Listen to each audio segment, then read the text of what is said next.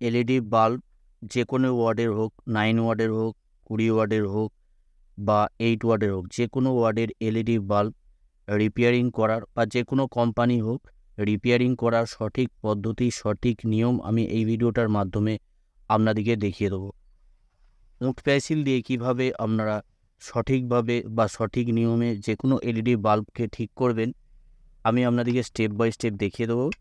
এইখানে আমি প্রথমে আপনাদেরকে খোলা দেখিয়ে দেবো, এলইডি বাল্বগুলো কীভাবে খুলতে হয় সেই পজিশনটা আমি প্রথমে আপনাদেরকে দেখিয়ে দিই। এইখানে দেখতে পাচ্ছেন এইখানে যে ডিফিউজারটা আছে, এই ডিফিউজারটাকে খুলতে হয়। তো এই ডিফিউজারটাকে খুলতে গেলে এইখানে অনেক সময় গাম আটা লাগানো থাকে, অনেক সমস্যার সম্মুখীন হতে হয় এই ডিফিউজারটাকে খুলতে গেলে। এটা খোলার পদ্ধতি আমি আপনাদেরকে সহজ সরল সিস্টেমে দেখিয়ে দেবো। এইখানে দেখতে পাচ্ছেন এইখানে এইভাবে যে কোনো চাকু দিয়ে বা ট্যান্সার ব্লেড দিয়ে এইভাবে যদি আপনারা চাপ দেন সহজে এই জায়গাটা খুলে যাবে। এইখানে দেখতে পাচ্ছেন এইভাবে আস্তে আস্তে এইভাবে চাপ দেবেন, চাপ দিলেই খুলে যাবে। খুলে নেওয়ার পর এবার আমি এলইডি বাল্বটাকে চেক করে দেখিয়ে দেবো। চেক করার পর আমি আপনাদেরকে দেখিয়ে দেবো মুঠ পেন্সিল দিয়ে কীভাবে আপনারা যে কোনো ওয়ার্ডের যে কোনো কোম্পানি এলইডি বাল্বকে ঠিক করবেন। প্রথমে আমি ডাইরেক্ট 220 ভোল্ট এসি সাপ্লাইয়ের সাথে সংযুক্ত করব। সংযুক্ত করে দেখে নেব সমস্যাটা কী আছে। তারপর আমি আপনাদেরকে রিপেয়ারিং করে দেখিয়ে দেবো মুঠ পেন্সিল দিয়ে। এই ধরনের মুঠ পেন্সিল দিয়ে আপনারা এই ধরনের এলইডি বাল্বগুলোকে সহজেই রিপেয়ারিং করে নিতে পারবেন। এইখানে আমি সরাসরি ডাইরেক্ট 220 ভোল্ট এসি সাপ্লাইয়ের সাথে সংযুক্ত করলাম। সংযুক্ত করে নেওয়ার পর এবার আমি আউটপুট যে ভোল্টেজটা আছে ওই ভোল্টেজটা মেপে দেখব কতটা ভোল্টেজ আছে।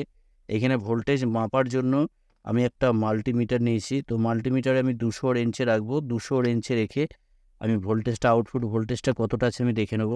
তারপর আপনাদেরকে বলে দেবো আপনাদের কাছে যদি মাল্টিমিটার না থাকে তাহলে আপনারা কীভাবে এলইডি বাল্বগুলোকে চেক করবেন, চেক করে কীভাবে রিপেয়ারিং করবেন সেটাও আমি আপনাদেরকে বলে দেবো। এইখানে ভোল্টেজ মাল্টিমিটারে যে কর্ডগুলো আছে কর্ডগুলো আমি টাচ করব, টাচ করে দেখে নেব কতটা ভোল্টেজ আছে। এখানে আমি সরাসরি ভোল্টেজটা মেপে দেখে নিচ্ছি প্রথমে, তারপরে আপনাদেরকে দেখিয়ে দিচ্ছি। এখানে দেখতে পাচ্ছেন 96 ভোল্টেজ আছে, 97 ভোল্টেজ আছে।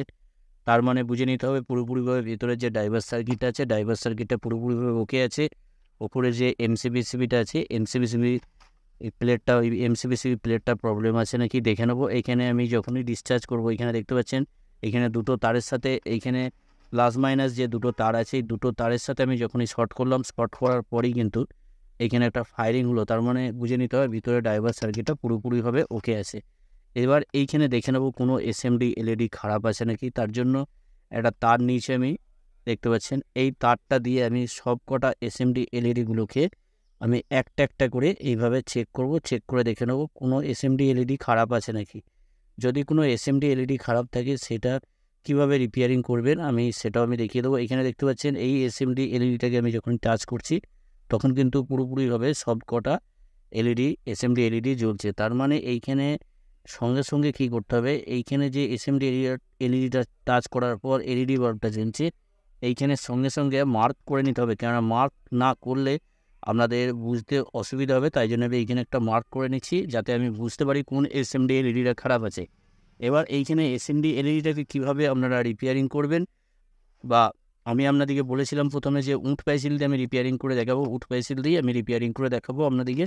এইখানে দেখুন এসএমডি এলইডিটাকে আমি সুন্দরভাবে এইখানে এই জায়গাটায় এইখানে তুলে নেব। এইভাবে এইখানে এসএমডি এলইডিটাকে তুলে নেব, কোনো স্ক্রুড্রাইভার দিয়ে বা কোনো ওপেনার দিয়ে আপনারা তুলে নিতে পারেন। এইভাবে সুন্দরভাবে এই জায়গাটাকে ভালো করে আমি এই এসএমডি এলইডিটাকে তুলে নেব। এইখানে দেখতে পাচ্ছেন এইখানে মাঝখানে একটা গ্যাপ আছে, এই গ্যাপটার সমস্যার জন্য এই গ্যাপটাকে পূরণ করতে হবে। তো এই গ্যাপটাকে পূরণ করার জন্য আমি উঠ পেন্সিল ব্যবহার করব। এখানে উঠ পেন্সিল ব্যবহার করে এলইডি বাল্বটাকে আমি পুরোপুরিভাবে রিপেয়ারিং করে আপনাদেরকে রেখে দেবো। উঠ পেন্সিল ব্যবহার করে কীভাবে আপনারা রিপেয়ারিং করবে আমি দেখিয়ে দিচ্ছি। এখানে দেখতে পাচ্ছেন আমি এলইডি বাল্বটাকে সরাসরি আবার ডাইরেক্ট 220 ভোল্ট এসি সাপ্লাইয়ের সাথে আমি লাগানোর পর এইখানে দেখুন এখানে আমি যখনই টাচ করব এখানে জ্বলছে নাকি আমি দেখে নেবো। দেখতে পাচ্ছেন উঠ পেন্সিলটা আমি যখনই এখানে টাচ করছি এখানে দেখুন এখানে আরেকবার আমি টাচ করছি, এখানে টাচ করছি দেখতে পাচ্ছেন জ্বলছে। এখানে ভালো করে টাচ করতে হবে তাহলেই জ্বলবে। দেখতে পাচ্ছেন জ্বলছে। এবার এই উঠ পেন্সিল দিয়ে আপনাদেরকে ঠিক করে দেখিয়ে দিচ্ছি, কেননা বাসাবাড়িতে অনেক সময় এলইডি বাল্বগুলো নষ্ট পড়ে থাকে। সেক্ষেত্রে আপনারা এই ধরনের একটা উঠ পেন্সিল যদি বাসাবাড়িতে থাকে তাহলেই আপনারা রিপেয়ারিং করে নিতে পারবেন সহজে। এইখানে এইভাবে এখানে যে আমি এইখানে এই জায়গাটাকে ভালো করে এইখানটা আমি ছিলে নেবো। ছিলে নেওয়ার পর এইখানে যে এসএমডি এলইডিটা তুললাম এই জায়গাটায় ভালো করে আমি এইখানে গুঁড়ো করে এই জায়গাটায় যে জায়গাটা আমি টাচ করলাম এই জায়গাটা ভালো করে লাগিয়ে নেব। এইখানে লাগিয়ে নেওয়ার পর যাতে করে আপনারা এলইডি বাল্ব থেকে দীর্ঘদিন ব্যবহার করতে পারেন সেটাও আমি বলে দেবো কীভাবে আপনারা দীর্ঘদিন ধরে ব্যবহার করবেন। এইভাবে এইখানে আমি সুন্দরভাবে একটা চাকু করে নিয়ে এইভাবে আমি এখানে হালকা হালকা করে এখানে দিয়ে নেবো। দিয়ে নেওয়ার পর আমি একবার দেখে নেবো এলইডি বাল্বটা জ্বলছে না কি জ্বলছে না। এখানে দেখে নেবো, এখানে দিয়ে দিলাম। এখানে দেখতে পাচ্ছেন এখানে অনেকটা গুঁড়ো করে আমি দিয়ে দিয়েছি। যে জায়গাটায় করে লেখা হয় সেই জায়গাটা আমি এখানে দেখতে পেলেন চাকু করে ছুলে এখানে গুঁড়ো করে আমি দিয়ে নিয়েছি। দিয়ে নেওয়ার পর এবার আমি টেস্ট করে দেখে নেবো এখানে এলইডি বাল্বটা জ্বলছে কি জ্বলছে না। এইখানে দেখতে পাচ্ছেন এইখানে ব্লিঙ্কিং হচ্ছে, তার মানে এইখানে এই জায়গাটা ভালো করে টাচ করতে হবে। এইখানে দেখতে পাচ্ছেন এইখানে আমি দিয়ে নিয়েছি। দিয়ে নেওয়ার পরও কী হয় অনেক সময় এইখানে যে আমি এই গুঁড়োগুলো দিয়েছি এগুলো লুজ কন্ট্যাক্টের জন্য এই সমস্যাটা হয়। তো এইখানে আমি ভালো করে এখানে দিয়ে নেবো। এখানে দেখতে পাচ্ছেন এখানে এলইডি বাল্বটা পুরোপুরিভাবে জ্বলছে, তার মানে একটু লুজ কন্ট্যাক্ট হচ্ছিলো কোথায় তার জন্য। তো এই পার্মানেন্টভাবে কীভাবে আপনারা চালাবেন সেটা আমি দেখিয়ে দিচ্ছি।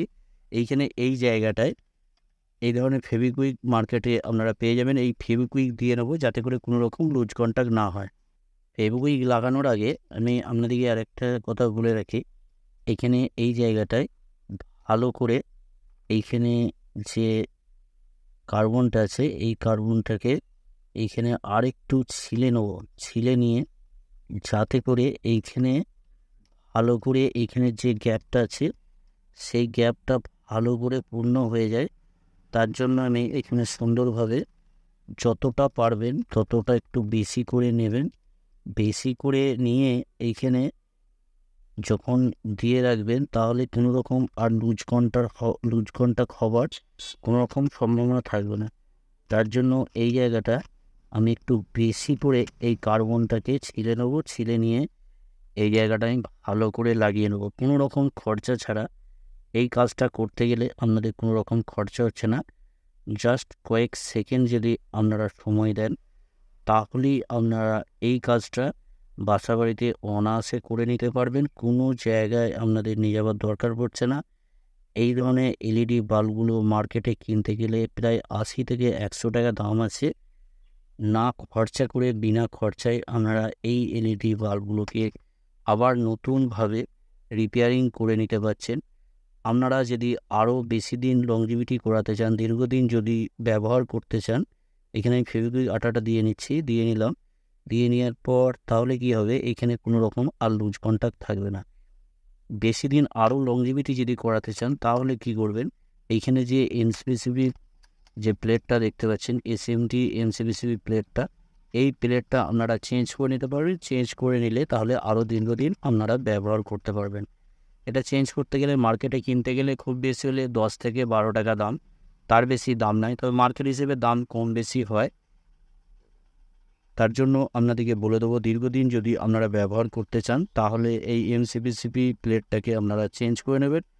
আর যদি এইভাবে আপনারা রিপেয়ারিং করেন তাহলেও বেশ ভালোই লংজিভিটি করবে। মোটামুটি মিনিমাম 5 থেকে 6 মাস অবশ্যই আপনারা ব্যবহার করতে পারবেন। বেশিও হতে পারে আবার কিছুদিন কমও হতে পারে। তবে একটা কি হঠাৎ করে যখন এলইডি বাল্বগুলো নষ্ট হয়ে যাবে সেক্ষেত্রে আপনারা এইভাবে রিপেয়ারিং করে অনায়াসে বেশ কিছুদিন ব্যবহার করতে পারবেন। তার মানে অন্ধকারে হঠাৎ যখন নষ্ট হয়ে যায় তখন কোনো রকমভাবে কোনো উপায় থাকে না। আর এইভাবে রিপেয়ারিং করলে আপনাদের অনায়াসে প্রয়োজন মিটে যাবে। এইভাবে রিপেয়ারিং আপনারা করে দেখুন, অবশ্যই আপনারা রিপেয়ারিং করতে পারবেন। যে কেউ এই কাজটা করতে পারবেন, কোনো ভাইদের বা কোনো বন্ধুদের এই কাজটা করতে কোনো রকম অসুবিধা হবে না। ভিডিওটা যদি ভালো লাগে অবশ্যই একটা লাইক করে দেবেন, লাইক করতে ভুলবেন না। আর এই ধরনের ভিডিও পাওয়ার জন্য অবশ্যই চ্যানেলটাকে সাবস্ক্রাইব করে অল নোটিফিকেশন অন করে রাখবেন।